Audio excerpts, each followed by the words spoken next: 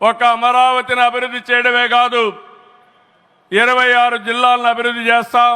14-19లో అన్ని education institutions వస్తే అన్ని ప్రాంతాల్లో కూడా పెట్టాం.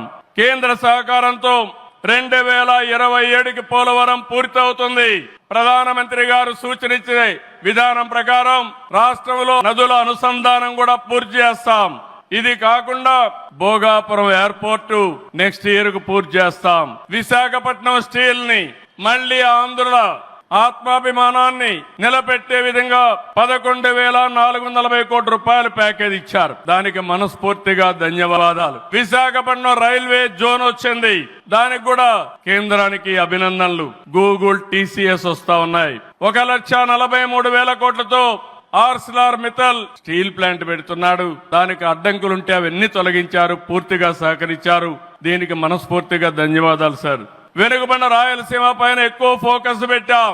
హార్టికల్చర్ హబ్ గా తయారు చేస్తాం. సీమలో డిఫెన్స్ సంస్థలు, హైకోర్టు ఏర్పాటు చేయడానికి, హైకోర్టు బెంచ్ ఏర్పాటు చేయడానికి అన్ని ప్రయత్నాలు చేస్తున్నాం. లేపాక్షి ఓర్వకల్ కారిడార్ లో aerospace, automobile, drone city, green energy ప్రాజెక్టులు తీసుకొస్తాం. రామాయంపట్నంలో బీపీఎల్ రిఫైనరీ వస్తా ఉంది.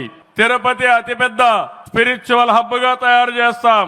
కడపలో స్టీల్ ప్లాంట్ వస్తుంది. కొప్పర్తి, ఓర్వకల్ ఇండస్ట్రియల్ నోడ్కి కేంద్రం సహకరించారు.